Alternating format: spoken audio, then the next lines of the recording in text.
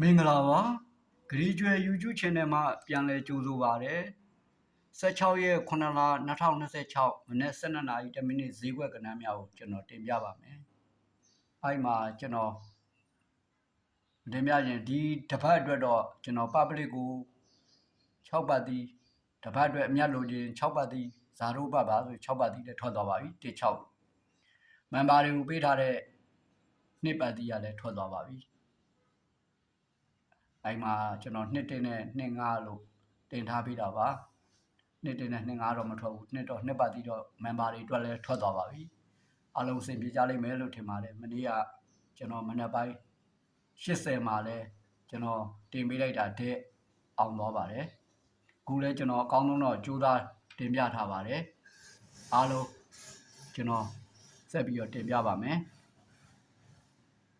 ခွန်ကို6ကနှစ်ခွန်ဝန်းကြီးခွန်5လို့ထွက်တယ်83ခွန်က83ဝန်းကြီး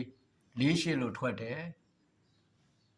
66 406တဲ့ဝန်းကြီး1ခွန်လို့ထွက်တယ်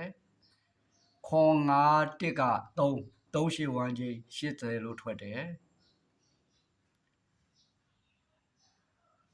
48က3.5ဝန်းကြီးမှာဒီမှာ3.5ဝန်းကြီးကျွန်တော်အဲ့မှာထိတ်စီးလေးလိုက်နေတာကိုပြပါမယ်66ခွန်က9ရဲ့ပါဝါ4အဲ့ဒါထိတ်စီးပါခွန်5 4က6ရဲ့ပါဝါ1အဲ့ဒါထိတ်စီးပါ481က3ရဲ့ပါဝါ8အဲ့ဒါထိတ်စီးပါခွန်18က6ရဲ့ပါဝါ1အဲ့ဒါထိတ်စီးပါကျွန်တော်အဲ့ဒီမှာ1 3 5လို့တင်ထားပေးပါတယ်ခဏလေးပါ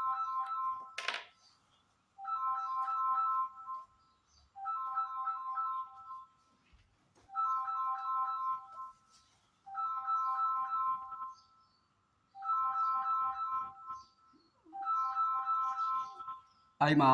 ကျွန်တော်နောက်ပိတ်ကလေးကိုလည်းဒီမှာရွေးထားတာလေးပြပါဦးမယ်932ကခွန်အဲ့ဒီခွန်ကဒီမှာ